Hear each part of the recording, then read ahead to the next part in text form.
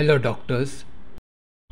ये मेरे यानी डॉक्टर समीन मंसूरी के metaphorical meaning of mind rubrics का वीडियो नंबर 47 है।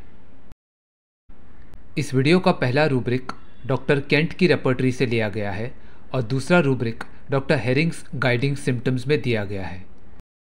इन दोनों रूब्रिक्स में एकोनिटम नेपिलिस यानी एकोनाइट दवाई कॉमन है। Delusions driving sheep. Delusions, imaginations, hallucinations, illusions, इन चारों टर्म्स के डिफरेंसेस को मैंने अपने हायोसाइमस के video delusions chasing and driving peacocks में एक्सप्लेन किया है। उसका लिंक डिस्क्रिप्शन में है, तो आप उसे रेफर कर सकते हैं। शीप। शीप यानी भेड़। ये एक पालतू जानवर है जो मासूमियत का प्रतीक है। शीप यूजुअली झुंड में नजर आते हैं और जहां एक भेड़ जाता है वहीं बाकी सारे शीप बिना सोचे या बिना खतरे की संभावना को समझे उसके पीछे पीछे चलने लगते हैं। इसलिए चरवाहे यानी शेपर्ड के लिए पहले भेड़ को अपनी इच्छा अनुसार दिशा में चलाकर उसे कंट्रोल करना बहुत आसान होता है, क्योंकि पूरा झुंड भी उस एक शीप को बिना कोई सवाल किए फॉलो करेगा। ये बिहेवियर शीप की टिमिडिटी, डिफेंसलेसनेस और lack of independent decision making दर्शाता है, जिसके कारण ऐसे वल्नरेबल जानवर को कंट्रोल करना बहुत आसान होता है। इसे हर्ड मेंटालिटी या झुंड मानसिकता भी कहते हैं, जिसमें इंसान खुद से यानी इंडिपेंडेंटली सोचकर डिसीजंस लेने की बजाय दूसरों की बातों और बर्ताव को आसानी से अपना लेता है। इजीली इन्फ्लुएंस्ड हो जाने के कारण शीप माइंडलेसली हर्ड को फॉलो करता है और इसलिए ऐसे व्यक्ति को झुंड से अलग करना और उसे अपने दिमाग से इंडिपेंडेंटली सोचने के लिए एनकरेज करना बहुत मुश्किल हो जाता है। मतलब ऐसे इंसान को आसानी से कंट्रोल किया जा सकता है, लेकिन उसे झेलना मुश्किल होता है।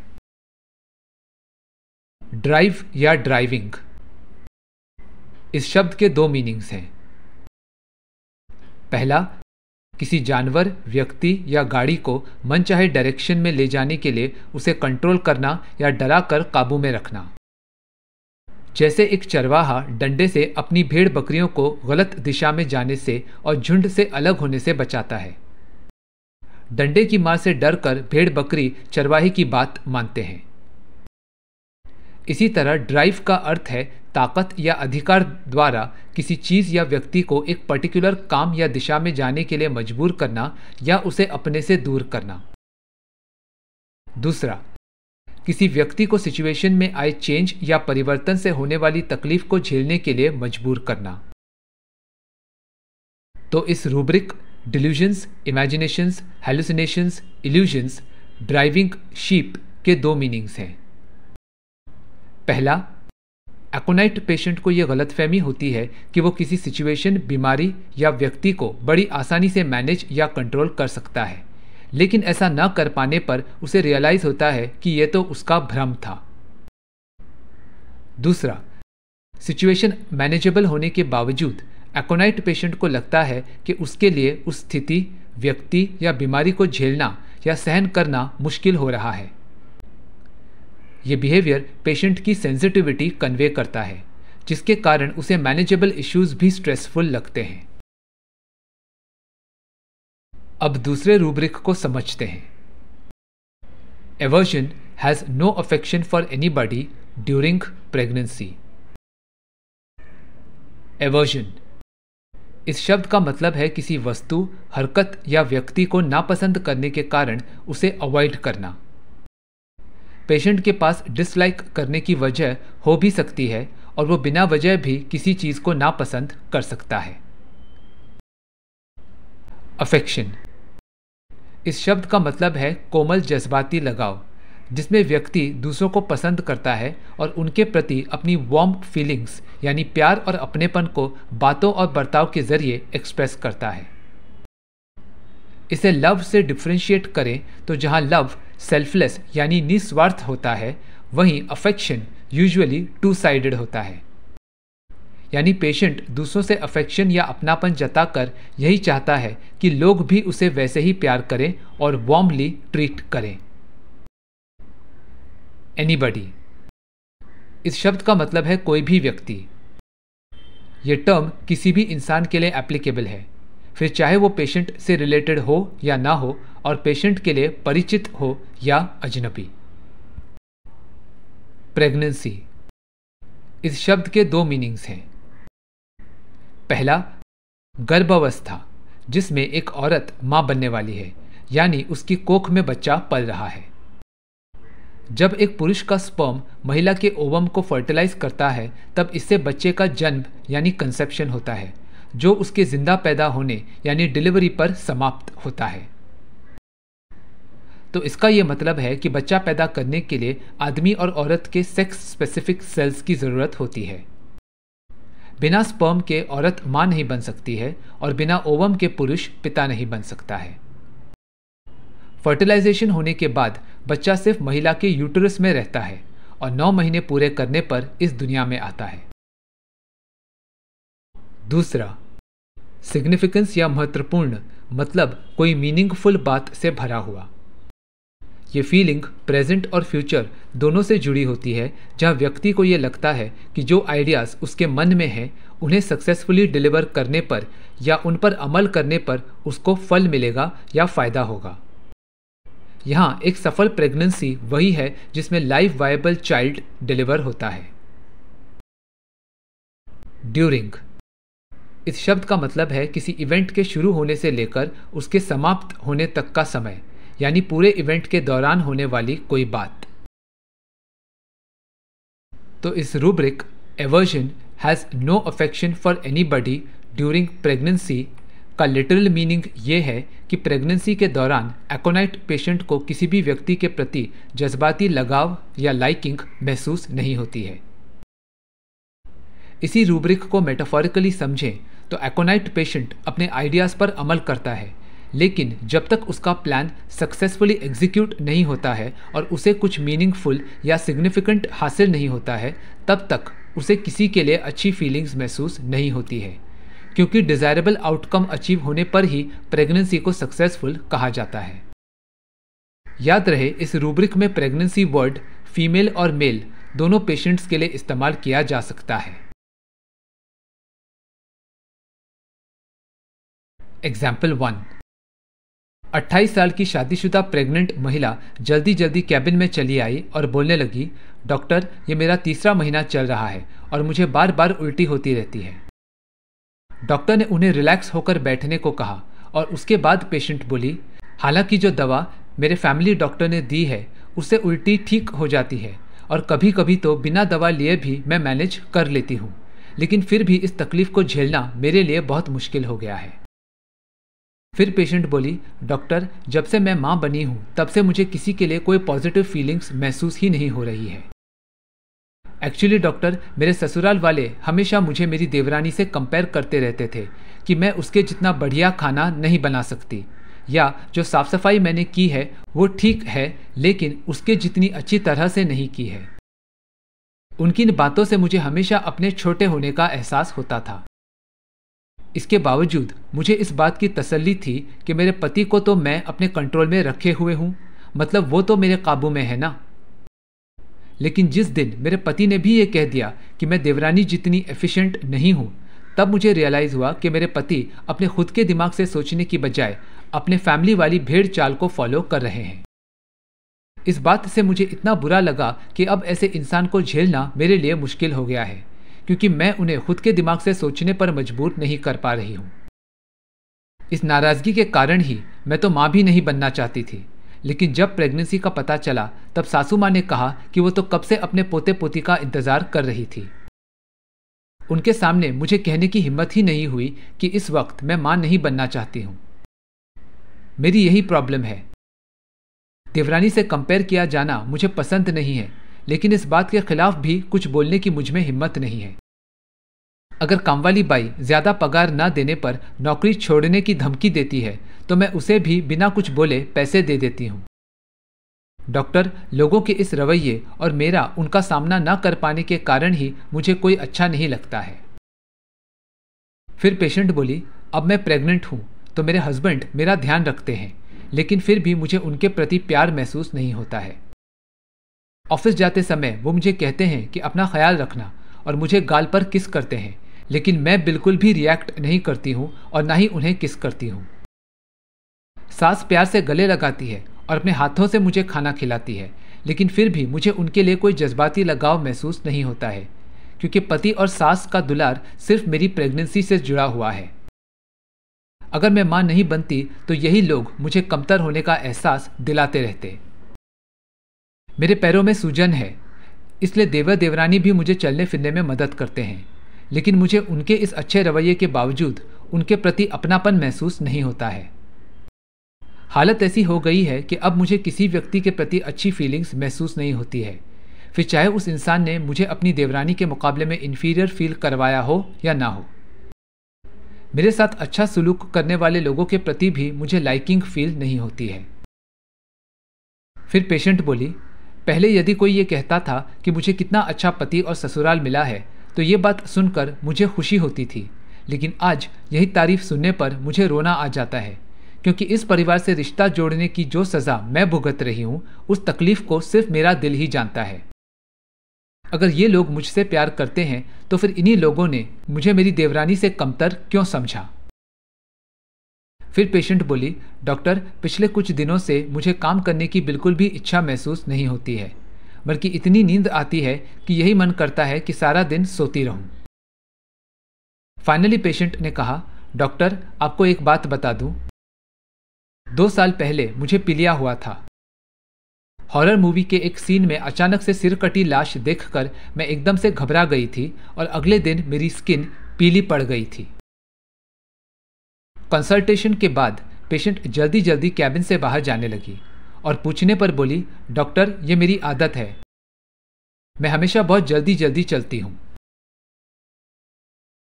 तो इस केस में पेशेंट कैबिन में आते और जाते समय बहुत जल्दबाजी कर रही थी, क्योंकि उन्हें हमेशा जल्दी चलने की आदत है। तो पहला रूब्रिक है हरी वाइल वॉकिंग। पेशेंट ने कहा कि वो प्रेगनेंसी इंड्यूस्ड वॉमिटिंग यानी एमएसएस ग्रेविडेरम को एंटी एमेटिक मेडिसिन के जरिए बड़ी आसानी से मैनेज कर रही हैं, लेकिन इसके बावजूद उस तकलीफ को झेलने में पेशेंट को दिक्कत हो रही है। इसी तरह पेशेंट को ये लगता था कि उनके लिए अपने पति को कंट्रोल करना बहुत आसान बात है, लेकिन जब से उनके हस्बैंड ने खुद के दिमाग से सोचने की बजाय अपनी फैमिली वाली भेड़ चाल यानी हर्ड मेंटालिटी को फॉलो किया है, तब से पेशेंट के लिए अपने पति को झेलना भी मुश्किल हो गया है। तो इन दोनों वर्जन्स में कॉमन बात यह है कि पेशेंट को आसानी से मैनेज करने वाले इश्यूज को झेलने में प्रॉब्लम आ रही है। यानी मेटाफोरिकली शीप को ड्राइव करना पेशेंट के लिए आसान है, लेकिन यदि शीप भेड़ चाल को फॉलो करे तो फिर उसे झेलना भी पेशेंट के लिए मुश्किल है। इसलिए इन दोनों वर्जन्स का कॉमन रूब्रिक है delusions, imaginations, hallucinations, illusions, driving sheep. Patient ने बताया कि ससुराल वालों ने हमेशा उन्हें देवरानी के मुकाबले में कम होने का एहसास कराया है और इस कंपैरिजन के कारण ही अब पेशेंट को लोगों के प्रति कोई अपनापन महसूस नहीं हो रहा है। तो ये रूब्रिक है delusions, imaginations, hallucinations, illusions, sensation of being smaller. Small और स्मॉलर के डिफरेंस को समझते हैं। स्मॉल मतलब छोटी चीज जो आकार या इंपॉर्टेंस में कम है। स्मॉलर एक कंपैरेटिव एडजेक्टिव है जिसमें दो ऑब्जेक्ट्स या दो व्यक्तियों की तुलना की जाती है, जहां एक के मुकाबले में दूसरा या तो छोटा है या बड़ा है। यहां पेशेंट को अपनी देवरानी की तुलना में छोटी या कम एफिशिएंट होने का एहसास कराया गया था। दूसरों से छोटे होने वाली फीलिंग पेशेंट को एज, एजुकेशन, पोजीशन या पैसों के कारण भी महसूस हो सकती है। पेशेंट ने बताया कि वो अपनी सास और कामवाली बाई के खिलाफ कुछ नहीं बोल पाती है। मतलब डेंजरस या डिफिकल्ट सिचुएशन का बहादुरी से सामना करने की बजाय पेशेंट बुजदिली के कारण दूसरों की बात बिना विरोध किए मान लेती है। तो ये रूब्रिक है कावर्डिस। पेशेंट ने बताया कि जब से वो प्रेग्नेंट हुई हैं तब से उनके मन में किसी के लिए भी अच्छी फीलिंग्स महसूस नहीं हो रही है, जबकि लोग पेशेंट के साथ प्यार और दुलार वाला बर्ताव कर रहे हैं। तो ये रूब्रिक है aversion has no affection for anybody during pregnancy. पहले अच्छे परिवार में शादी होने वाली तारीफ सुनने पर पेशेंट को खुशी होती थी। मतलब मेटाफोरिकली ये पसंदीदा बात पेशेंट के लिए मधुर संगीत के समान थी। लेकिन अब यही बात सुनकर वो रो देती हैं, क्योंकि पेशेंट को लगता है कि इस फैमिली ने उन्हें हमेशा देवरानी से छोटी होने का एहसास कराया है और ऐसे परिवार में शादी करने की पेशेंट को सज़ा मिल रही है। तो ये रूब्रिक है वीपिंग फ्रॉम म्यूजिक। म्यूजिक मतलब प्लेजेंट साउंड, यानी मधुर आवाज़ जिसे सुनकर व्यक्ति को अच्छा फील होता है। फेसिंग द म्यूजिक एक इंग्लिश फ्रेज है जिसका मतलब है किसी अनचाहे या खतरनाक सिचुएशन का सामना करना या फिर अपने कर्मों का परिणाम भुगतना। तो अपने किए की सज़ा भुगतने के कारण पेशेंट वीप कर रही है। इसलिए सही rubric delusions as if he had committed a crime नहीं, बल्कि वीपिंग म्यूजिक फ्रॉम है, जो पेशेंट के एक्ट और उससे मिलने वाले दुख के कारण आंसुओं के कॉज इफेक्ट रिलेशनशिप को पूरी तरह से कन्वे करता है। पेशेंट ने कहा कि उन्हें आलस के साथ सोते रहने की इच्छा महसूस हो रही है। तो ये रूब्रिक है लेजीनेस विथ स्लीपीनेस। पेशेंट ने बताया कि हॉरर मूवी देखकर वो घबरा गई थी और उसके बाद उनकी स्किन येलो हो गई थी, यानी उन्हें जॉन्डिस हो गया था। इस पास्ट हिस्ट्री वाले सिम्टम का रूब्रिक है skin yellow, jaundice, icterus, fright, aggravates. Doctor Hering's guiding symptoms में लिखा है remote effects of fright especially jaundice. Example 2। 25 साल का मेल पेशेंट आया और बोला, डॉक्टर मुझे बार बार सर्दी जुकाम होते रहता है। ईएनटी डॉक्टर ने बताया है कि मुझे एलर्जिक राइनाइटिस है। फिर पेशेंट बोला, डॉक्टर जब दवा लेने से मेरा जुकाम ठीक हो जाता है तब मुझे लगता है कि मेरी प्रॉब्लम तो बहुत मामूली है और बहुत आसानी से मैनेज हो सकती है, लेकिन जब दवा से फ़र्क नहीं पड़ता है तब मुझे लगता है कि बीमारी को साधारण समझना मेरी गलतफहमी थी। अगर नाक जाम होने से सांस लेने में तकलीफ हो रही हो तो मुझे लगता है कि ज़रूर मेरी नाक की हड्डी टेढ़ी हो गई है, जबकि ईएनटी डॉक्टर ने कहा है कि ऐसा कोई प्रॉब्लम नहीं है और मेरे नाक की हड्डी नॉर्मल है। इतना ही नहीं, मुझे ये ख्याल आता है कि इस बार तकलीफ को ठीक होने में काफ़ी ज़्यादा टाइम लगेगा और इलाज भी लंबे वक्त तक चलेगा। इसी तरह जब मुझे कम यूरिन पास होता है तब मुझे लगता है कि किसी मामूली वजह से प्रॉब्लम हो रही होगी और ज़्यादा पानी पीने से ठीक हो जाएगी। लेकिन वाटर इनटेक बढ़ाने के बाद भी अगर पेशाब कम हो रहा हो तब मुझे ये लगता है कि मेरी किडनीज खराब हो गई हैं। इतना ही नहीं, ऑफिस में भी मुझे अक्सर यही लगता है कि जो काम मुझे करना है वो तो बहुत आसान है और उसे करने में मुझे कोई ख़ास मुश्किलें नहीं आने वाली हैं। लेकिन जब मैं वो काम नहीं कर पाता हूँ तब मुझे रियलाइज़ होता है कि हर काम आसान नहीं होता है। बिना सोचे समझे हर काम को हल्के में लेने वाला अपना ये एटीट्यूड मुझे इतना नापसंद है कि काम ना पूरा करने पर या गलती करने पर मैं अक्सर खुद को बेल्ट से बुरी तरह पीटता हूँ। इस तरह मैं खुद को पनिश करता हूँ ताकि फ्यूचर में मैं ऐसी कोई गलती रिपीट ना करूँ। मुझे यही लगता है कि अगर मैंने कोई काम ठीक से नहीं किया है तो मुझे खुद को कड़ी सज़ा देना चाहिए। फिर पेशेंट बोला, डॉक्टर जुकाम के समय मेरा माथा भी दर्द करने लगता है और इस वक्त भी मुझे पेन हो रहा है। ये बोलकर पेशेंट अपने फोरहेड के अलग अलग एरियाज को प्रेस करने लगा और बोला, डॉक्टर ये देखिए, ऐसे आईब्रोज के बीच में प्रेस करने से मुझे अच्छा लगता है। इसी तरह जब एक नाक से सांस लेने में दिक्कत होती है ना, तब मैं दूसरी नाक बंद रखकर गहरी सांस लेता हूँ। और ये बोलते समय भी पेशेंट डॉक्टर को नेज़ल एक्सरसाइजेस करके दिखा रहा था। फिर पेशेंट बोला, डॉक्टर अक्सर इस रनिंग नोज के कारण मेरे ऑफिस के कलीग्स मेरा मजाक उड़ाते हैं कि देखो लीकिंग टैप आ गया, प्लम्बर को बुलाओ। ये मुझसे बिल्कुल भी बर्दाश्त नहीं होता है और मैं उन्हें तुरंत बोलता हूँ कि यहाँ जुकाम से मेरी हालत ख़राब है और तुम लोगों को मजाक सूझ रहा है। शर्म आनी चाहिए तुम लोगों को।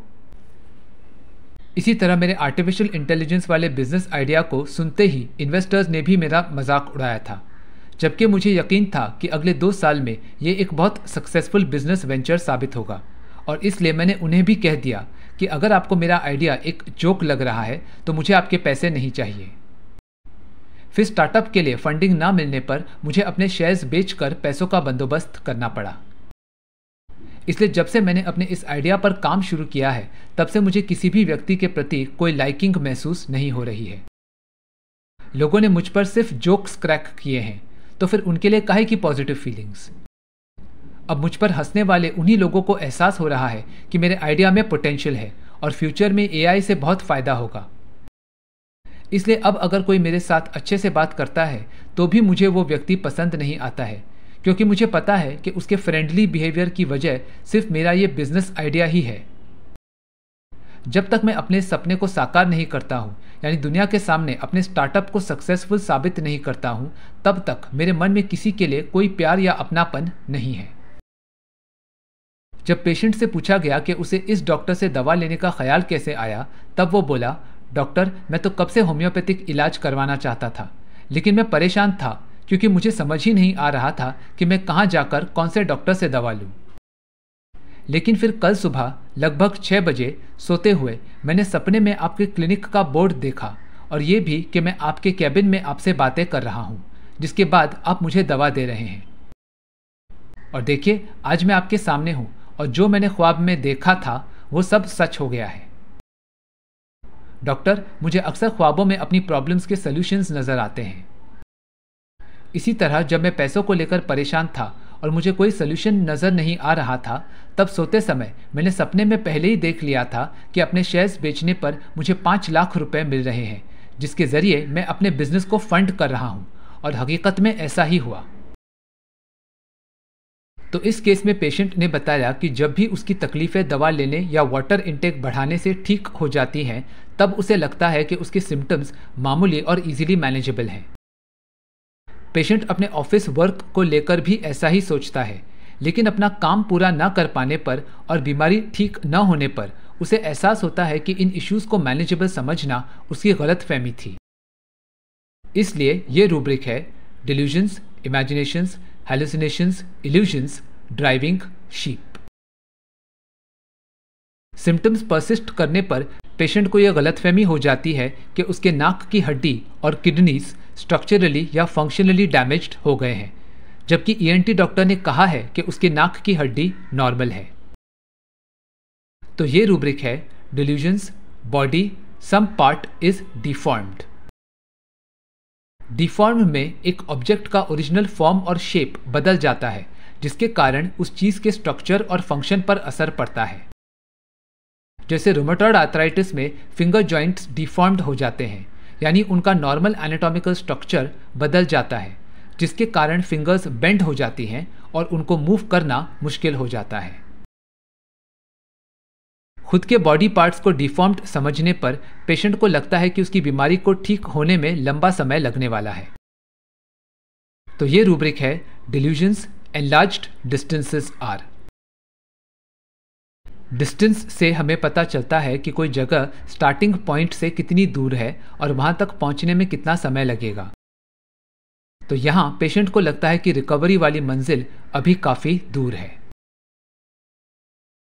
काम को हल्के में लेने वाले एटीट्यूड के कारण पेशेंट खुद से इतना अपसेट हो जाता है कि वो खुद को बेल्ट से बुरी तरह पीट कर सजा देता है। इसलिए ये रूब्रिक है: सेल्फ टॉर्चर और टॉर्मेंटिंग हिमसेल्फ।